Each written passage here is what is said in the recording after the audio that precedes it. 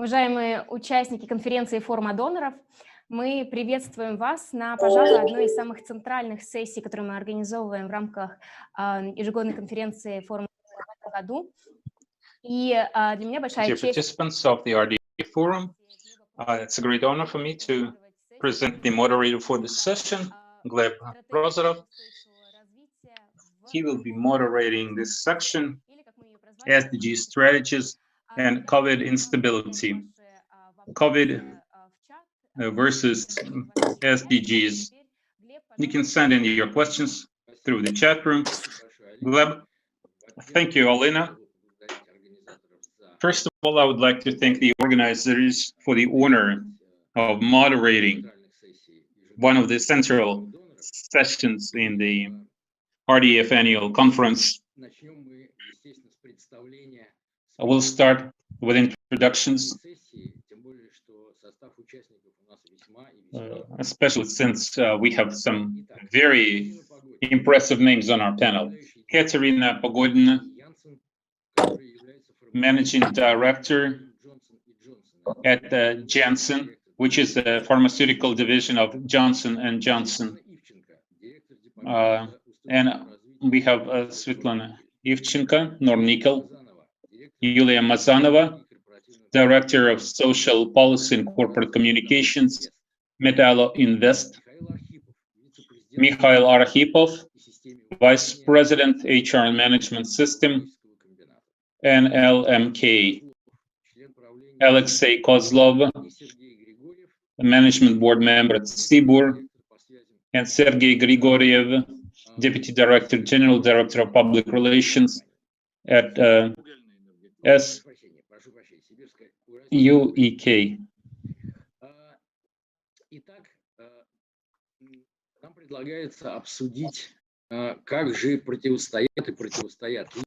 So, we are going to discuss SDG strategies and social responsibilities at larger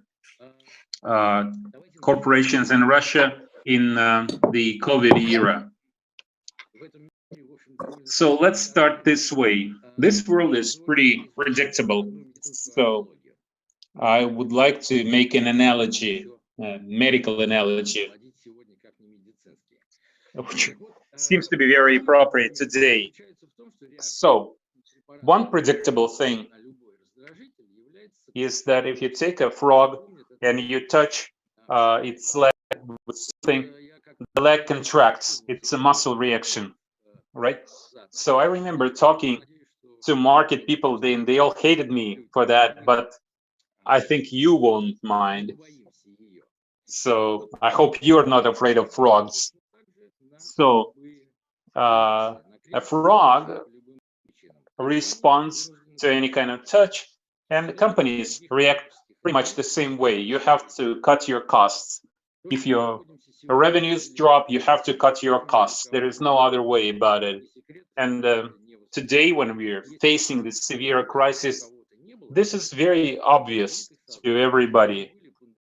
If your company was well off before COVID, now you have problems. If you did have problems before, now your problems are much, much worse. So my first question to all of our panelists is, I'm sure you face the need to make cuts. And maybe actually you're in charge of making cuts in your companies. Could you please tell us how you make cuts, how you try to save? What are you willing to sacrifice in dealing with the SDGs programs? What you want to save, what you want to rescue, and what you're willing to cut. Let's start with you. Добрый день. Hello. Добрый день, коллеги. Hello, colleagues. Напало. Да.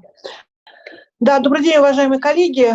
Hello, ladies and Спасибо за gentlemen. приглашение. Thank you for the invitation. Первый раз мы сегодня встречаемся на форуме доноров именно в таком формате. The Мы first сейчас в time таком we meet формате, at по the сути, RDF наверное, Forum встречаемся со всеми везде. remotely, but Но we если are говорить о стратегиях getting used устойчивого to it. развития, для компании, безусловно, Talking about это SDG именно strategies, стратегия И It is a мы strategy. понимаем, что в долгосрочной перспективе And we те understand шаги, that которые мы long делаем term, на наших предприятиях по what we do at our созданию устойчивости и factories удержанию этой устойчивости, особенно вот в этот ковидный период, они to be особенно ценны и sustainable, важны. especially in the И COVID era, здесь, it is безусловно, extremely important. надо сказать, что это не тренд некий, а And это it's not like фундамент it's a развития trend. компании. И на It's сегодняшний день the мы это foundation for our особенно company, чувствуем and we understand this very в clearly. моменте, когда действительно такая нестабильность заставляет нас еще больше задумываться об устойчивости наших процессов. In the world Конечно, around перевод us, we have to сотрудников make на sure удаленку our был вынужденной processes are мерой, продиктованной sustainable. прежде всего Of заботой о course, we жизни had to и let our сохранении people здоровья, work from home но при этом because we care важно about their health. понимать, что, конечно, At the производственные same процессы на time, удаленку перевести нельзя, и забота о жизни и production здоровье sites сотрудников can operate на remotely. предприятиях, это стало нашей So первостепенной задачей, we по had to сути, make sure просто that our для employees are safe at work. поддержания производственных процессов компании. This is absolutely necessary for Если our говорить business о том, processes. от чего мы отказались, то, Now, you безусловно, мы asked about отказались cuts. от многих What we офисных could расходов, как я думаю, все sacrifice. We компании. sacrificed Мы many отказались of от our санаторно-курортного лечения, мы office отказались от costs, открытия детских баз отдыха и resorts, лагерей. В этом году от отправки summer сотрудников, в camps, принципе, на отдых. К сожалению, мы должны были отказаться. Мы понимаем, что все мы находимся под vacations, большим стрессом. holidays. И, безусловно, We understand, of course, наверное, that дети, как никто, we're также нуждались living в through отдыхе, как и difficult times, взрослые. and our Но, к children сожалению, мы need прекрасно понимаем, что summer компания на activities, but at сегодняшний the день same не time, может это себе позволить. of course, Наверное, the может быть, company не по can't финансовым причинам, а afford прежде to всего по offer причинам that, and it's not just financial сохранения difficulties. здоровья сотрудников. Even Если for говорить о расходах, health то да, reasons, мы вот на safety сегодняшний день reasons, уже we видим, shouldn't что мы be sending дополнительно в children to комплекс summer мер по camps защите right здоровья now. наших сотрудников We've инвестировали порядка introduced, миллиарда рублей we've invested именно about с $1 точки billion зрения rubles in расходов на СИЗы, health на санитайзеры. precautions, Но вопрос даже не в PPE, этом, а вопрос на чисто, disinfectants, безусловно, постоянную очистку и sanitizers, транспорта. Мы же должны доставлять сотрудников на cleaning работу. our Мы transport увеличили because количество транспорта для we сохранения социальной bring дистанции. Ну, там многое our другое. Не буду перечислять, тратить время. staff to work in Но самое buses. главное, We're providing это busing изменение services. We had to процессов. purchase Вот что additional касается buses стратегии to устойчивости, maintain то для нас это social стало важным. distancing. В данном случае мы отказались в периоды пиковые пандемии от смены встречных собраний на производственных площадках. И это тоже было таким непростым организационным решением. Мы много инвестировали в развитие IT-инфраструктуры, и, конечно, я думаю, что сегодняшняя ситуация дала скачок не только в некой гуманитарной политике и развитии этой гуманитарной политики предприятия, но и с точки зрения, безусловно, большей цифровизации наших сотрудников. Мы не говорим про руководителей, которые так в этом живут, мы говорим о тех простых сотрудниках, которые на сегодняшний день тоже в большей части мы стараемся, чтобы IT-инфраструктура распространилась на них с точки зрения организации в моментах удаленной работы и коммуникации с ними. Но, конечно, и единовременные выплаты, и выдачи СИЗов – это все те необходимые меры, на которые мы идем. Но я думаю, что с точки зрения стратегии для нас вот эта политика охраны здоровья и сохранения персонала, она будет таким долгосрочным трендом и последствием. Мы сегодня стали гораздо внимательнее, наверное, относиться к развитию собственных объектов отдыха в собственной инфраструктуре. Это тоже меняет некие тренды для того, чтобы сохранить все те производственные процессы и сохранить эмоциональное здоровье, помимо физического здоровья коллектива.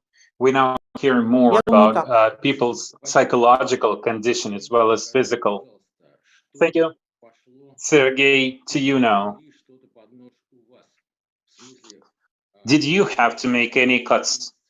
I'm talking about CSR programs. And did you make any changes to your SDG policies? Well, of course, like Yulia said, first and foremost, в наших регионах мы относимся к категории так называемого непрерывного цикла, то есть работники выходят. Our companies our production facilities operate 24/7. So we had to equip them with all the necessary equipment. We started taking their temperature, providing them with face masks, gloves, sanitizers, disinfectants. We started disinfecting our buses. So a lot of our effort went into that. One more thing, this was also mentioned by Yulia, digitization. And not just our employees, also their families, because schools were closed. We had to provide their children with computers. So we supported low-income families which did not have computers at home. We purchased computers for them. And since most of our employees live in company towns, we made sure that people had access to the internet in those towns.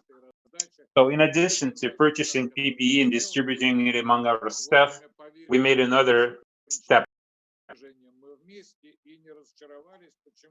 We started working with the movement, and we created a pretty strong team of volunteers. A lot of our people signed up for this movement.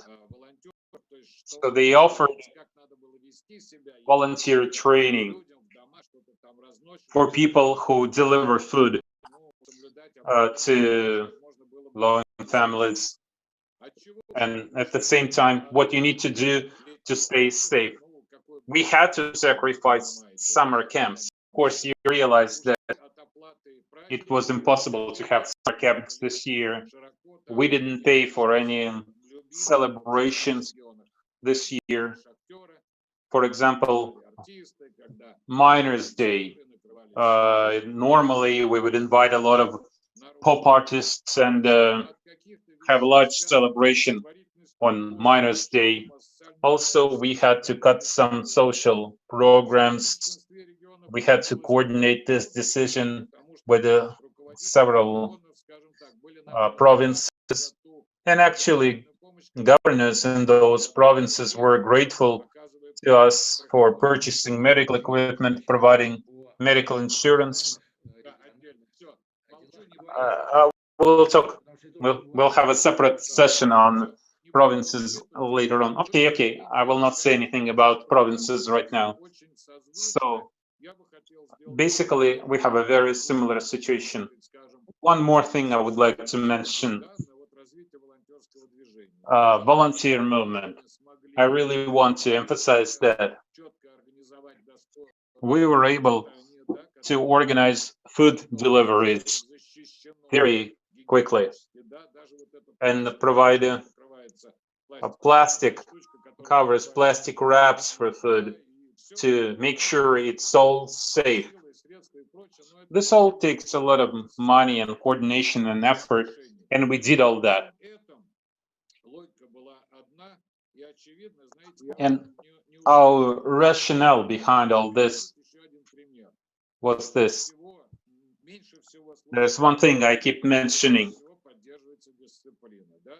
We had the lowest number of cases in places where we had proper discipline. In mines, where people work together a lot, because miners are very disciplined. They're accustomed to wearing masks, gloves, helmets. I think this is really telling, because this shows you that as long as you stay disciplined and observe precautions, you can avoid infections. And one more thing I would like to mention is caring about families. We wanted to support families, so we did this together with the volunteers. And of course, we had to replace our traditional celebration with something different. So we had these groups of people going to people's buildings and singing songs outside their windows, delivering food to them. These are all small things, but people really liked that because it was something different. Because when you're in self-isolation, you're bored, it's one and the same thing all the time. You know, husbands go to work, but their families stay at home. So it was a nice diversion for their families. This and our support for clinics and hospitals. Again, there will be a separate discussion about that. Yes, in company towns, we had to take care of that as well. Okay, so very briefly, to summarize what you said and Yulia before you,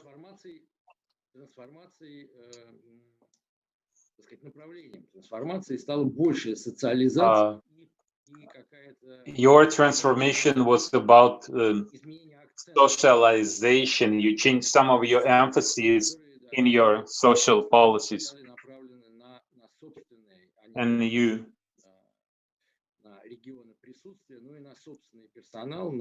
focused primarily on your staff, not just the local communities, but your staff. Katerina, to you now.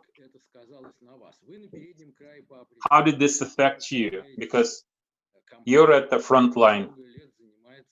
You work for a company that manufactures medical equipment.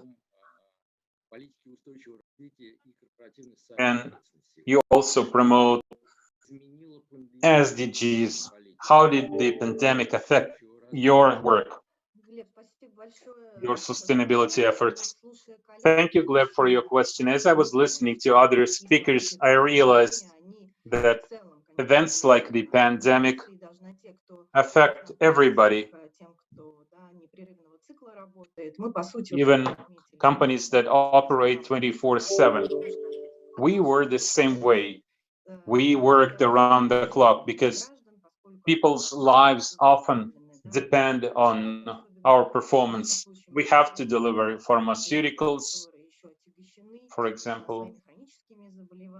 We have people with chronic conditions, and to them it was extremely important that we continue our operations 24/7. But as I was listening to Yulia and Sergey, I realized that many companies had to reconsider their business priorities, the way they work, their internal interactions.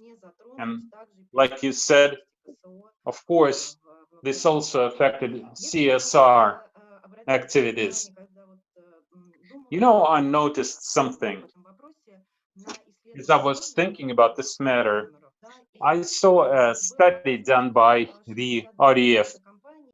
It showed that 62% of all the companies in Russia said they might reconsider their CSR activities, but they said that most of them were willing to increase their investment in CSR rather than reduce it. So we, for one, did not change our priorities. I mean, both business priorities and CSR priorities. We were among those companies who boosted their social investment projects. And I think most of the companies represented on our panel today did the same.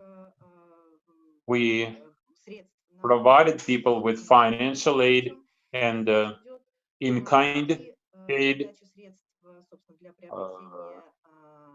provided funds for purchasing PPE, protective equipment for frontline workers,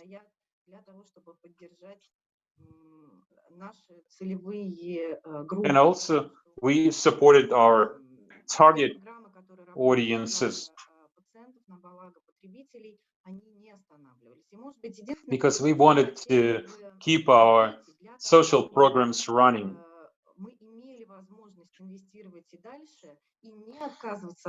for us to continue investing funds in this work, and considering the current economic difficulties, we realize, of course, that the economy will not recover quickly. So it is important that everybody, donors, NGOs, foundations, they should all work together to evaluate the efficiency of the programs that we have. We don't want our beneficiaries to suffer.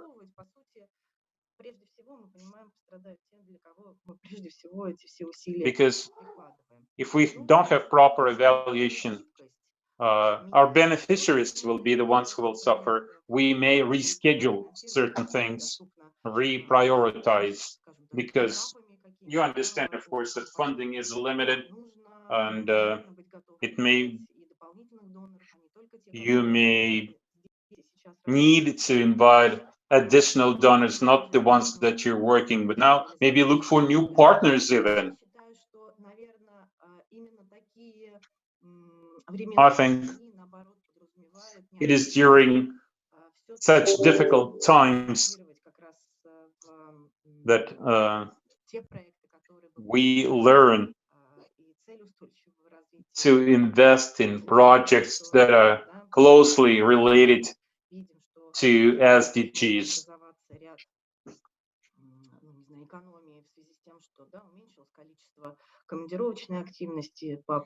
We saved some money on reducing business travel. We work from home, so we may be able to reallocate the funds that we saved to support our beneficiaries better. Thank you, Katerina. Mikhail, what about you? Tell us about NLMK. How did the pandemic affect you? Did you make any cuts? Did you reduce any of your programs? Did you cut back on your social investment? And how did this affect your sustainability policies? Устойчивость, в принципе, является нашей одной из базовых ценностей. Я думаю, что в такие кризисы sustainability is one of our core values. Она точно не становится менее важной, а возможно даже более важной для всех компаний. At difficult times like the one we are going through now, it is even more important. So we started investing more in sustainability. If anything, next year we'll stay at the same level as in 2020. Our company is pretty similar to those of Yulia and Sergey. We had to cancel some activities because it was impossible to do certain things physically. We did not have holidays, we canceled some business trips. We had to rethink some of the events. We did certain things online instead of offline.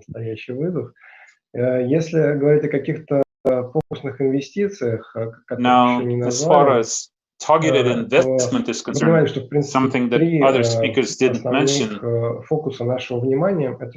we focus on three things: employees, their families, and company towns, the towns we operate in. Specifically healthcare in those towns. As far as employees are concerned, we told them they will stay at home and we will pay their salary during this time. We asked our employees to stay at home if they are over 60 years old. Those in the high-risk category. We wanted those high-risk groups to stay at home. We asked them, please don't come to work. You'll still get your pay. On regional aid, you said we'll talk about this later. Yes, exactly. Svetlana, to you now. I would like to expand my question a little bit. Could you please tell me, did you have to sacrifice anything in your sustainability policy? And in general, do you think your policies passed this test, the litmus test of the pandemic? And if they did, why do you think they were able to do that? Thank you, Gleb, for your question. I'll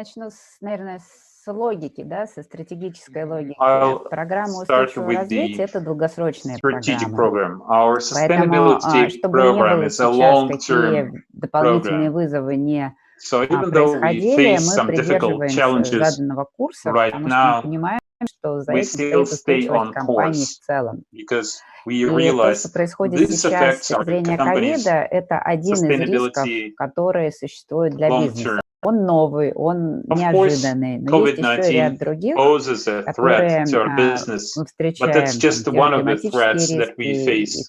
There are other challenges as well, climate change, for example. So you have a broad range of challenges, and COVID-19 is only part of the problem. We have all the other risks as well that were there before and will be there tomorrow. So we just keep on doing what we do. And we have been in this way a long time. When our country encounters certain difficulties, we just start spending more on social programs. We support our employees. We support the areas where we operate. We support national programs too. And during the current crisis, we kept on doing the same. So if you ask me about COVID specifically, we spent over 200 billion rubles. This includes internal spending and also supporting local communities, supporting hospitals, etc. So we just stay on course. We keep on doing what we always do. And this summer, we created sustainability department. We now have a sustainability VP, vice president. And the goal of this department is to gather all our efforts on sustainability in one place and bring all of our policies and practices in line with international standards, with SDGs. This year, we decided we will focus on 6 SDGs out of 17. This includes SDG number 3, health and well-being. So we all share common agenda. It's not always obvious to outsiders the work that we do. Still, we continue. We want SDGs to affect all the business operations in our company. We should set goals and step by step achieve these goals. Thank you. Interesting. You invested even more than before the pandemic. That's interesting. Alexei, to you now. How did this situation affect your company? Did you have to make any sacrifices, any cuts? Or were you like Nornickel? Or did you just increase your spending? Thank you for your question. We did not try to save anything during this.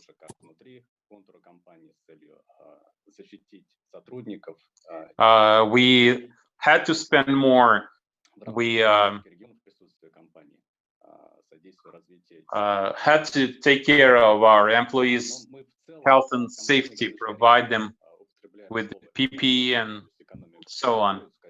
But in our company, we don't talk about saving usually. We talk about increasing our efficiency.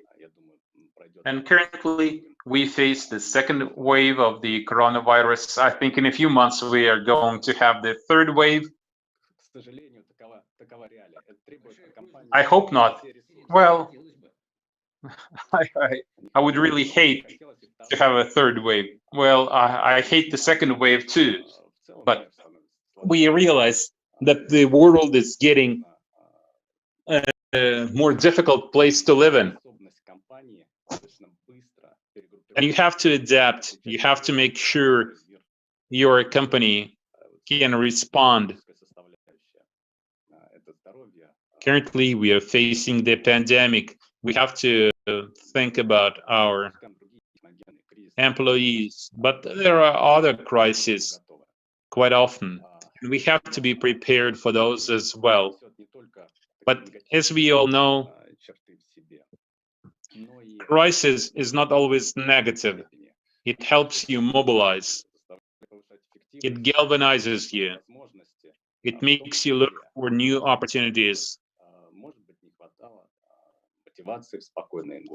Perhaps you weren't motivated properly. You didn't have courage to take certain steps before the crisis. Now you have to do it. For example, last year we talked about digital transformation, how people can work from home remotely, how we can make education more available to people.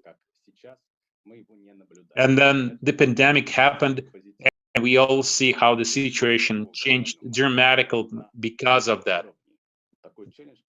I'm talking about global things now, but at a local level, every company goes through such a transformation. So to answer your question, did we give up anything? We gave up ineffective spending. Somebody mentioned business travel. We made some other cuts, but this is not just to save money. This is because we want to secure our place in the world of tomorrow. So what we're doing is part of that. And CSR is also part of that. Without having proper infrastructure in the companies, in the towns where we operate, without helping people develop there. And we know how mobile the world has become. People move around, people can choose. If you don't create proper infrastructure in your company town, people will just leave and go to some other place, to a big city. You won't be able to operate. That's why we made a decision. We will not make any cuts to our CSR program.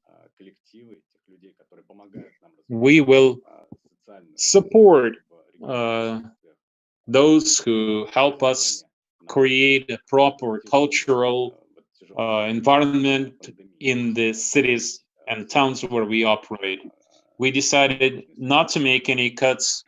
We'll continue funding those programs as before, so that in a year or two, we don't know how long the pandemic will last.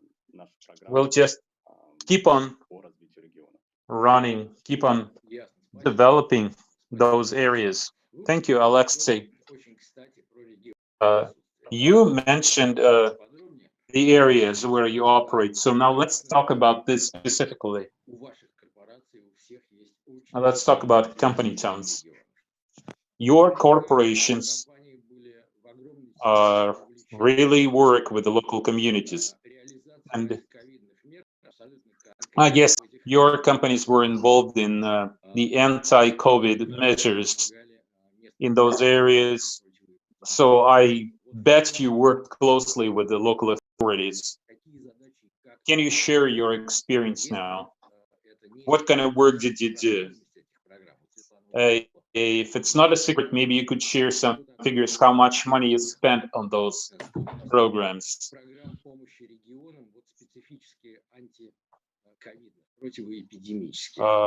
I'm talking specifically about anti-COVID programs. Who wants to go first?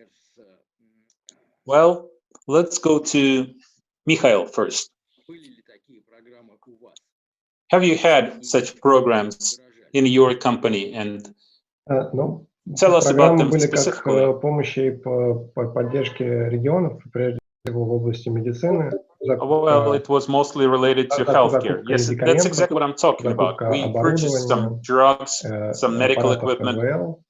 We purchased ventilators. Помощь с средствами индивидуальной защиты. We provided PPE, especially during the initial months. It was really hard to buy masks, gloves, so we would make a centralized purchase and send it to our company towns. Старались совместно повышать общую безопасность. Много работали с collaboration, we worked on safety. We worked with local transport companies a lot to improve the quality of transport, reduce the average number of people traveling by local transport, maintain social distancing, because our people had to come to work to keep the production facility running. Sergey, you also had something to share about working with local authorities. So please tell us about your situation specifically. Yes, we really helped.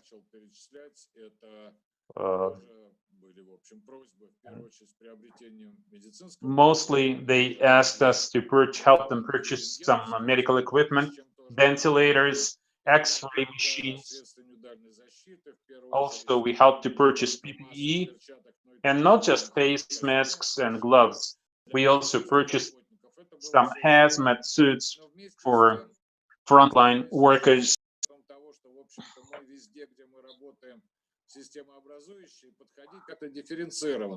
And since those are company towns, we took a case-by-case approach. For example, one town asked for food for doctors because all doctors are working on COVID. And we called those doctors, they said, no, we have plenty of food.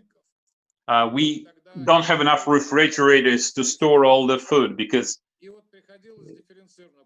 it will get rotten if we don't have refrigerators. So you really need to find out what people really need.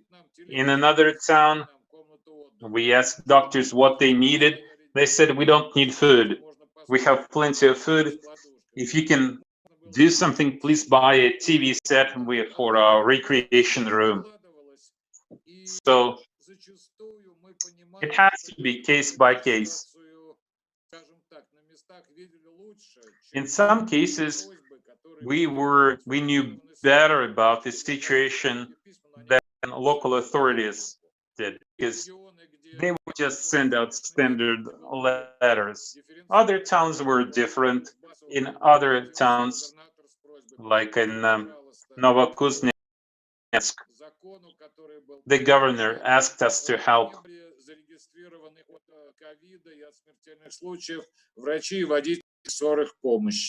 The doctors and drivers working with the ambulances did not have medical insurance, so we helped with that. We provided them with insurance, and they started loving us even more after that. They really appreciated that. But in other places, they asked for things without looking at the situation properly. So we would double check every time. And we have our people on the ground, so we know what the actual situation is and what people really need there. not just what government officials ask for. Well, we can't spend as much as Nornickel because our revenue, we can compare it with what Nornickel earns. We did certain things in kind because, for example, we have our own railroads for coal deliveries. So what we did is we create a disinfection system. We had a train that would travel and disinfect everything around them. And we did this with our trucks. Also, some of our factories started manufacturing their own disinfectants and sent those to hospitals. And there's another thing we did. That's volunteers. We didn't pay our volunteers, but they played a really important role.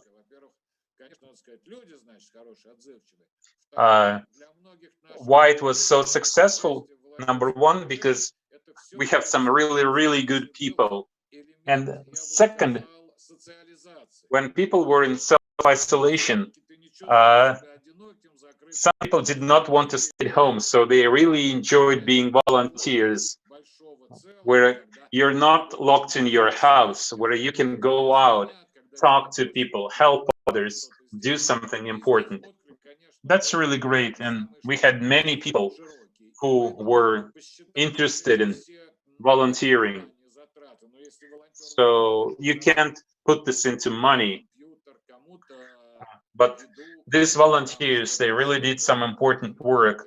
They delivered food, computers in some cases to people, and our company supported that financially and with our staff.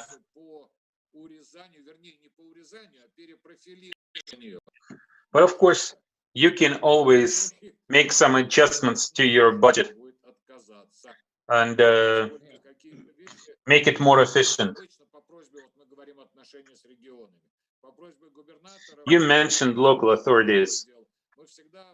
It's one thing when the governor asks you to help with sports activities, but there are times where you can use this money for something else, for necessary things, for medical equipment and PPE. I see. Thank you. I asked you about money because this was an emergency, and I wanted to compare what happens during normal times and what happens at the time of crisis. Svetlana, you mentioned ventilators. So let's talk about this in particular. How involved were you in local programs? What else did you do? Да, безусловно, как и все остальные компании, мы включились в то, чтобы оснастить больницы всем необходимым и обеспечить безопасность санитарную в городе в том числе. Но больше, наверное, рассказать, чтобы не повторяться, я бы хотела о том, что у нас получился запуск новых программ, новых направлений, в частности, поддержка малого и среднего бизнеса. Мы очень до этого годами выращивали предпринимательство, потому что это те институты, которые поддерживают качество жизни в наших городах. В целом, на то, чтобы людям было жить комфортно, чтобы они не хотели уезжать, хотели дальше продолжать жить в наших городах, работать на наших предприятиях. И то, под какой угрозу встала работа именно малого и среднего бизнеса, это не прошло мимо нас. И в считанные недели мы запустили программу помощи. Она заключалась, наверное, в очень таких специфических региональных наших аспектах. Например, компания в летний период, в летнюю навигацию просубсидировала доставку грузов с материка в Норильск. Потому что это очень такой узкий момент, когда только именно в этот период времени можно большинство товаров завезти достаточно недорогим по сравнению с авиаперевозками. способом. И как раз же этот период пришелся на 2 месяца, когда бизнес не работал и не мог поддержать себя. Мы пытались строиться в программу помощи, отслеживали, что идет по линии разных уровней властей, банков и так далее, и поняли, что этих мер, наверное, в какой-то мере достаточно, страдают именно сами сотрудники, особенно те, которые являются и самозанятыми, и сам является единственным ИП. Соответственно, для этих людей организовали помощь продуктовыми сертификатами, которые по определенному перечню продуктов могли купить для себя, для членов семьи в магазинах. Таким образом, поддержали, чтобы этот период самый тяжелый прошел. Ну и после того, как бизнес открылся, мы снабжаем предприятия необходимыми масками, перчатками, санитайзеры, лампы. Тоже делаем это из соображений и безопасности горожан, поскольку, заботясь на предприятиях о наших сотрудниках и не заботиться в городе, куда тоже выходят, контактируют, имеют риск заражения, но это нелогично, поэтому такой получился охват всех городов. Наша ситуация моногорода, поэтому здесь больше особо помочь некому, только мы, органы власти, соответственно, на совместных штабах многие вопросы решались, потому что городские штабы, они в состав входят и руководители наших предприятий, поэтому здесь мы очень так, по образу работали с нашими местными властями и принимали решения, именно заточенные под потребность именно наших больниц, школ, организаций. Поэтому вот для нашей команды это был такой проверка на прочность, насколько быстро мы можем сработаться, запустить новую программу, перевести наши текущие программы в онлайн. У нас все, что мы планировали, весь набор мероприятий, он четко прошел по графику. Но только это были небольшие какие-то конференции, обучающие мероприятия для школьников по формате онлайн. И даже вместо летнего отдыха мы для наших городских школьников, это и дети наших сотрудников, и не только сотрудников, проводили онлайн-лагеря с интересной развивающей программой. И, безусловно, возьмем вот это новое знание, умение работать в онлайн и для наших будущих программ. Ну и тем более, что север, тестировки, дети часто пропускают школу по погодным условиям, и то, вот как мы развернули и помогли с поддержкой онлайн-образования дистанционного и в мирной после ковидовской жизни для наших городов важным и полезным. Поэтому в данном случае в какой-то мере кризис стал толчком для новых возможностей, в том числе, до которых по каким-то причинам раньше не доходили руки. Certain things which we didn't do before, we did them now because of the pandemic. Yulia, what about you? What about your company, Metal Invest? Were you involved in fighting the pandemic, and what did you do? Да, спасибо, Глеб. Но, безусловно, прежде всего, наше участие в штабах и на уровне региона, и на уровне городов. Здесь важна, на мой взгляд, в первую очередь синергия и наши плотные, тесные, практически ежедневные по несколько раз в день контакты с министерствами здравоохранения, департаментами здравоохранения каждого региона. Они помогли оказать именно ту точечную помощь необходимую, которая была нужна и важна в городах, но мы помогли общий размер поддержки компаний в регионах присутствия, помимо сотрудников, составил 2 миллиарда рублей. Мы развернули программу совместно, как повторюсь, с департаментами здравоохранения, которая была нацелена на утилизацию больных. I'm sorry. Is this the money you spent in addition to your regular social spending? Безусловно, это были This was on top of what we normally spend. Мы понимали, что система здравоохранения, к сожалению, как по всей стране, да и по всему миру, не была готова к такому стресс-тесту. И для нас было принципиально важно обеспечить маршрутизацию больных. Мы вместе с департаментом здравоохранения продумывали с нашей службой, участвовали в работе ситуационных центров. Мы, кстати, развернули свои ситуационные центры на сегодняшний день в каждом регионе. для emergency сопровождения centers наших in every сотрудников. town Мы where we отслеживаем have каждого our нашего manufacturing сотрудника, facilities, начиная там с первых and симптомов, every и employee ведем of our каждого company, из if нашего they have ситуационного центра. Я хочу symptoms, сказать, что это тоже очень важная we помощь get them in медикам touch with the региональным, потому что, situation безусловно, center, with сейчас an все emergency ресурсы очень center, напряжены. and this И когда really мы helped сформировали эту local программу, healthcare мы systems, просто because примерно this removed обсудили с регионами some of the объем burden. поддержки, но было очень важно то, что мы точечно We с каждым discussed главным our врачом relief больницы подбирали programs то оборудование необходимое, тот with объем the помощи, который нужен этой company больнице towns, в данный and we would момент. talk to the Безусловно, chief рассчитывая на physician at условия сроков every поставки, потому что hospital. ясно, We что would ask them мобилизм мы можем помочь только specifically слезами. what they Мы need где-то at проводили this кислород, где это particular было необходимо и hospital. нужно. In some cases, Понятно, we что had тоже to bring in кислородное oxygen, места оборудованные тоже, к ventilators, сожалению, ограничены или к счастью, но сейчас мы уже были вынуждены этим заняться вместе с регионами. Мы and помогали не только нашим we did городам, this но и together with областным local центрам, authorities. и тем We did главным not больницам, just где help company сформированы towns. компетенции. Ведь We очень важно, also чтобы техника helped была там, где есть соответствующие province врачи. capitals. И вот эта совместная работа, я думаю, что она Because if помогла you bring in укрепить, в принципе, систему sophisticated equipment, you здравоохранения need to в make наших sure городах. you И have сейчас на второй волне, которую мы вынуждены констатировать, мы все-таки specialists пришли с or большей готовностью, qualified хотя, who know how to безусловно, к handle сожалению, this масштаб equipment.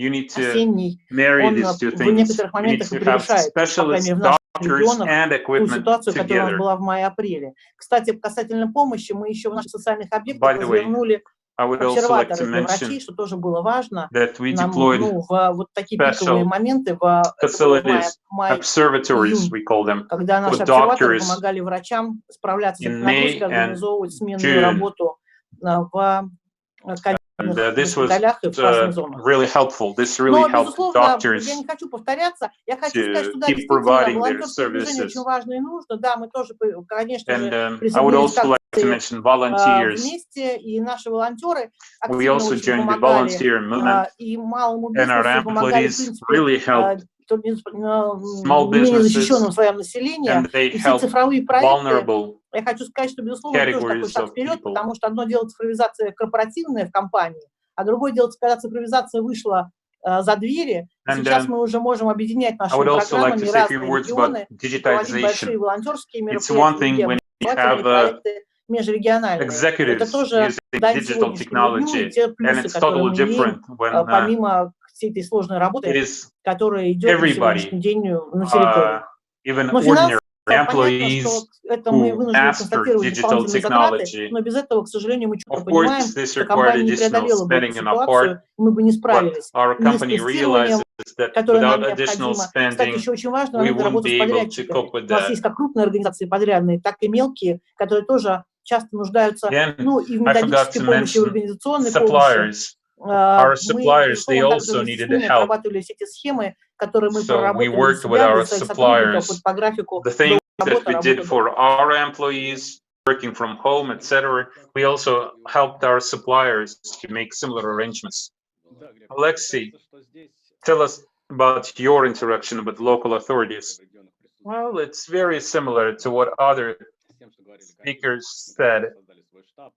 We set up a task force that worked together with local authorities. We worked together. We did our best to help.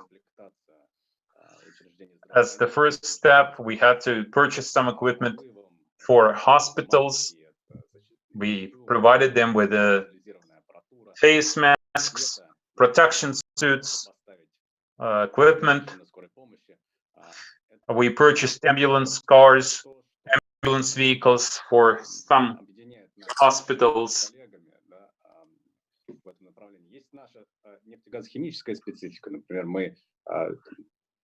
Since we work with oil and gas,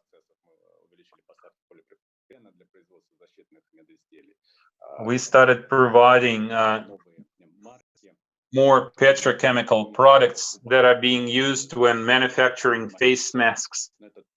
And we offered these materials at very low prices so that the industry could quickly produce large number of PPE. As far as our social investment program is concerned,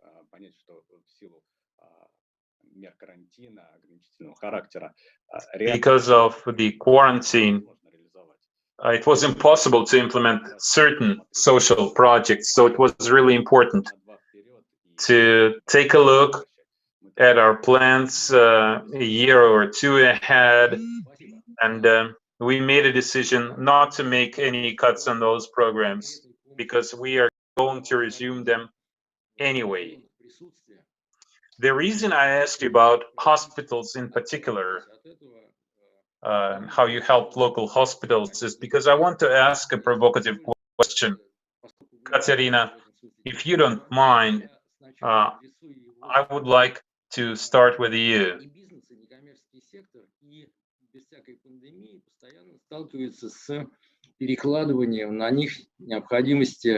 Even before the pandemic, businesses and NGOs often face a situation where the government wants them to do its work for government, because the healthcare system should be funded from government revenue, from taxes that we pay.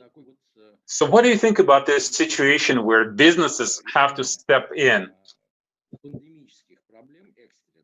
Especially now that you have this crisis because of the pandemic. And maybe the government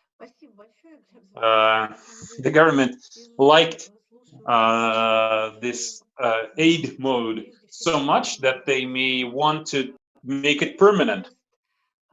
You know, I've been listening to other speakers, they say this was a litmus test, a stress test. And I agree, this was a difficult situation to us. And we all know that there are problems with our healthcare system, and not just in Russia, in other countries as well. Many other countries discovered that their healthcare systems were not prepared for the crisis. So you're asking about the government. You're saying that the government wants to shift the burden onto businesses. This is not how I see it. I think we should be partners because we are helping our local communities. And I think I would like to mention something. You know, even though we have the pandemic right now, but we also have other diseases. They didn't go away during this time, right? In some cases, we even had to make it clear to local authorities they should not neglect people with chronic conditions, because everybody thinks about the pandemic right now. And there were companies that were able to help in this matter. For example, J&J, we were very selective when helping patients with certain conditions. And it's not just a matter of money. In some cases, we could answer some very important questions. We provided a hotline for people to receive consultations. Yes, we can see some very good examples. For example, there is a special fund for helping patients with a costly treatment. And this is another example of a public-private partnership. There are government subsidies and there are also donations from private companies. So I don't think we should view this as business replacing government. This is partnership. This is the way it should work.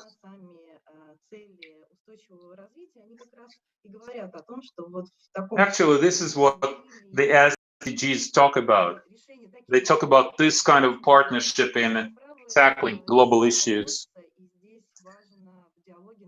On the other hand, of course, there is something to what you say. So there should be proper dialogue. We should be able to discuss and see what should be covered by social responsibility and what should remain the responsibility of the government. Okay, thank you. I asked a negative question and you turned it into positive. How about others? What do you think? What is the role of the government? Actually, let's move on. Let me ask my next question. Will the pandemic cause you to reconsider, reevaluate your CSR policy? Well, basically, these are two different questions. To answer your first question, I think even before the pandemic, the government sometimes tried to do that. During the pandemic, it got even worse. And it's not just that they asked for money. They asked us to handle with their problems sometimes. We had to invent things, come up with new solutions. Действия, о котором и Юля говорила, в том числе, да, он, в принципе, был положительным в течение этого полугода. I would say that our experience was mostly positive during this period. I kind of agree with what Yulia said. Оно было, но больше в формате не финансирования, а больше в формате выработки правильных, качественных решений, более адаптированных под те конкретные потребности, сложности, которые возникали в том или ином регионе. Не секрет, что многие главы регионов что-то копировали, что принималось в Москве, при этом просто копировать это в ряде регионов было. There were some provinces that just copied what Moscow did, and that was wrong, because every province is special. They have their own context, their own situation. Как Сергей говорил, да, когда они общались с медиками, чтобы понимать реальную проблему. Like Sergey gave us a specific example. You need to talk to doctors, to specific people, and ask what they need in their particular situation specifically. So I think this issue will remain, this pressure will continue, but we will talk, we will continue talking to the local government, and I think we can figure this out. There are certain institutional things that should not be employers' responsibility. It's the government's responsibility. The employers should be consulted. Now, to your second question. На что в будущем, мне кажется, важно обращать внимание. Все, я сегодня спикеры, представители крупнейших компаний, говорят о удаленной работе, об повышении даже компьютерной грамотности, которая произошла за последние полгода. То, что также прослеживается during the last few months. Вот в таком новом формате, и их семьи начали испытывать дополнительный стресс. То есть, по идее, становится более many of our employees and their families live under much stress right now. On the one hand, we're all interconnected today. On the other hand, society becomes so fragmented because of this. And this, I believe, is a real challenge. Не уронить мораль коллектива. You have to think about this. How do you keep your morale? Оставался в ресурсном состоянии. How do you make sure that your employees stay psychologically well? That's interesting, Mikhail. Alexei, what about you? What do you think about increasing pressure from the government? And do you plan to make any changes to your CSR policies and sustainability policies? I don't know, maybe we are fortunate, but in our case, we worked very closely and we had a very good relationship with our local governor. We realized from day one that we are in the same boat. So we have to help with hospitals. It's our common hospital. It takes care of our employees. It takes care of the local community. That's one. at the same time, nobody knew what was going on. Even the WHO could not say clearly what was really necessary. Nobody knew what would happen tomorrow, what kind of restrictions the authorities would impose. So on the one hand, yes, we did the local community, we helped the local healthcare system, and the local authorities also helped companies, major companies working in their provinces. They had to help major companies, they had to help infrastructure companies. Let me just give you an example. From day one, we made a decision that some of our employees will remain isolated from the local community. They will just live at the production site 24/7. We'll have shifts. We'll have a rotation system. We will rent a special camp where we will station our workers when they're off duty. And we had to work with the local authorities to organize all this. This was a huge logistical effort. And now we have the second wave, so we are still doing the same. Now, you asked about reconsidering our SDG strategy. Our SDG strategy was adopted by the board of the company last year. And of course, our strategy is based on the UN SDGs.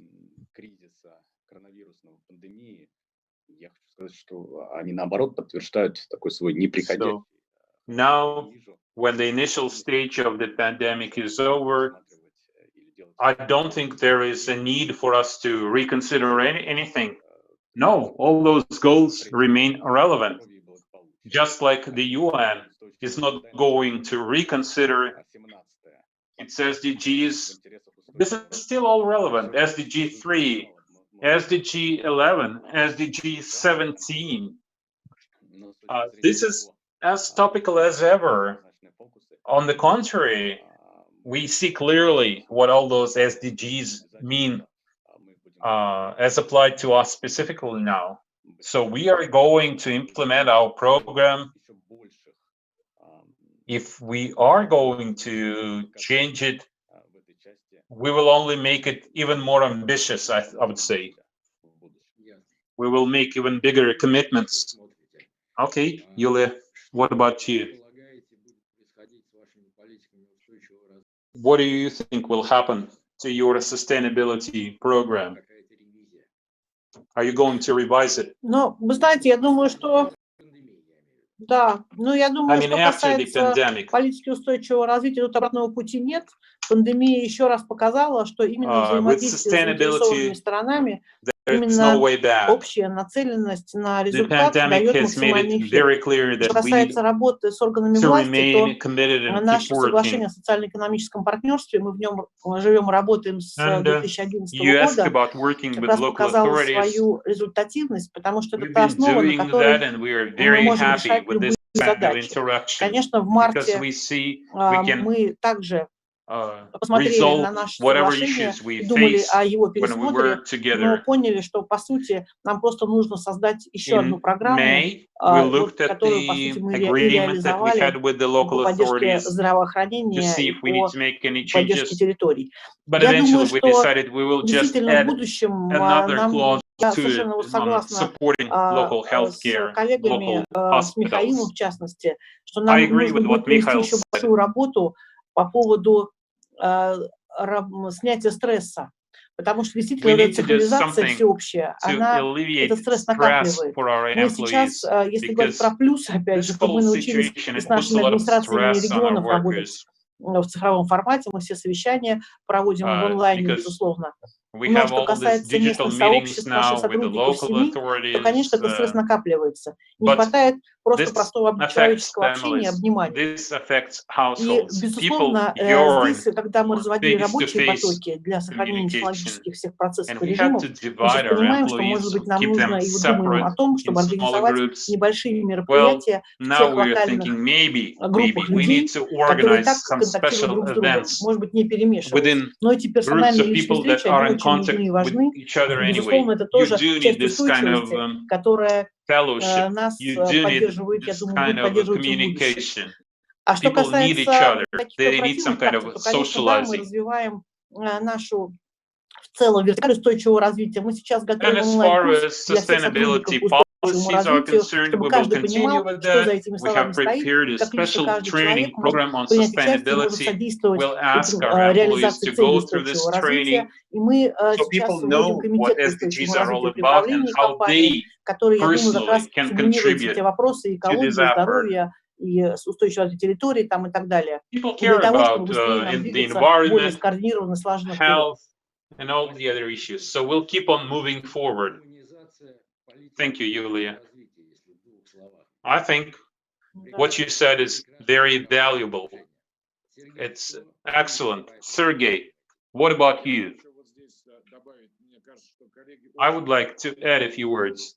I totally agree with what my colleague said here, but I just have a couple of points I'd like to add. You talked about the government shifting the burden onto private companies. But let me tell you, this situation came totally unexpected for everybody. Communities, companies, authorities.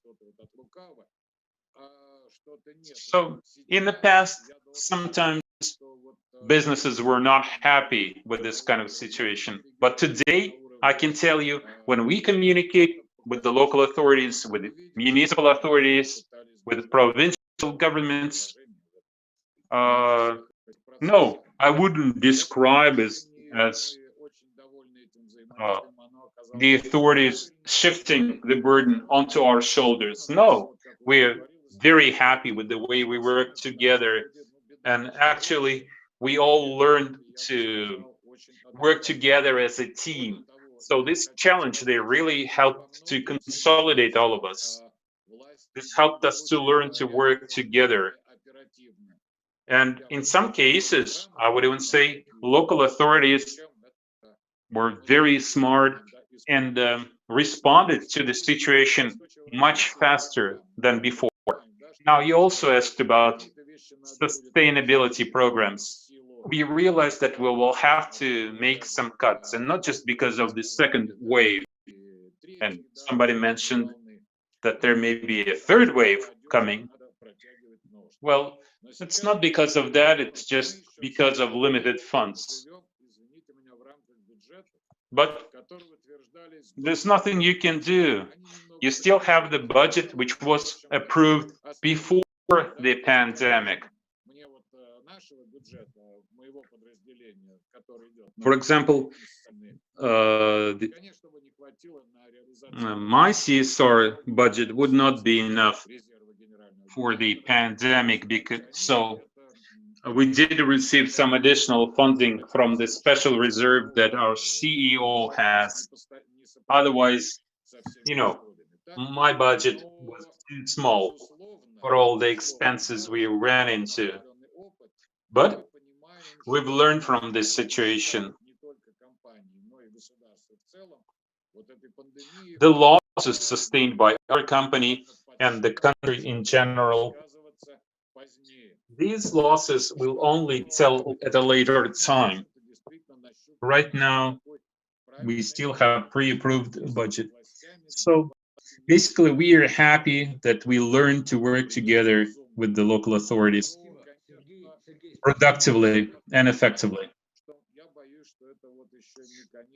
And the last comment from me, I'm just afraid that this is not the last wave.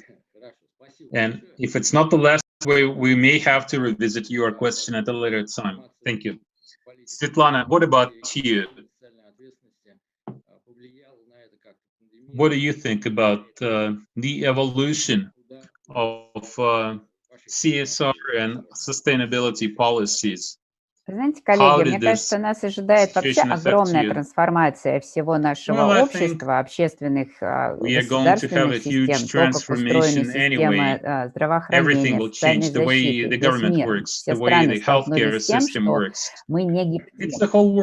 И то, что произойдет в будущем, мне кажется, пройдет еще большее слияние темы бизнеса, экономики и социальных и гуманитарных вопросов на всех уровнях. Если ковид для нас это был черный лебедь, то теперь, знаете, в этом году вышла книга «Зеленый лебедь». Это уже как бы следующий виток размышления, как бизнес, участвуя в решении вызовов теперешнего текущего времени, может в целом на следующий уровень вывести наши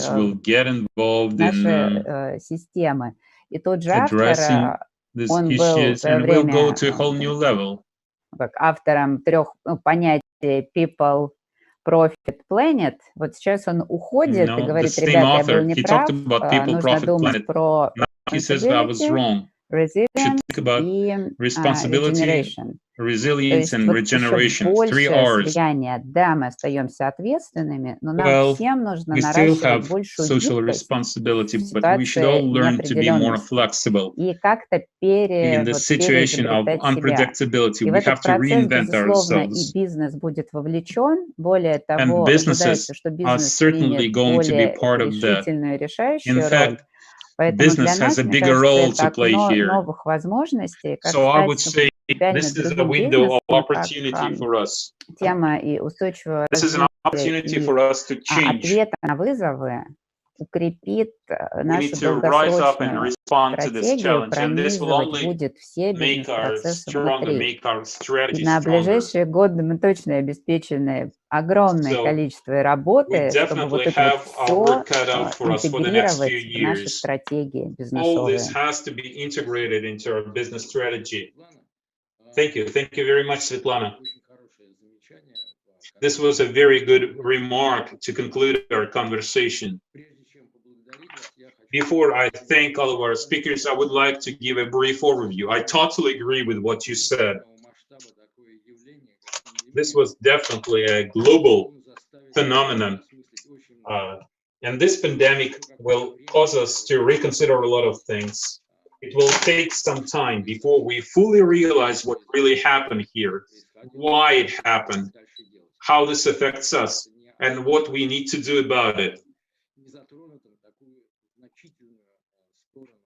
And this will certainly affect the way we pursue SDGs. This will definitely affect our sustainability policies. I totally believe that many companies will revise their sustainability policies as a result. And this may not be the last surprise we face. And new crises will cause us to reevaluate and reconsider our policies even further. Thank you very much.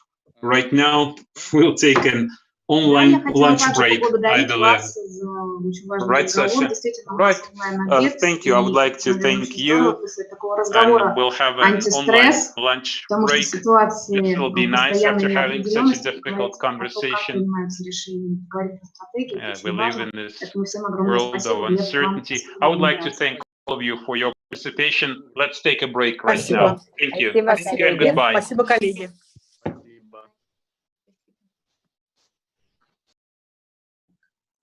Всего доброго. Саша, спасибо большое.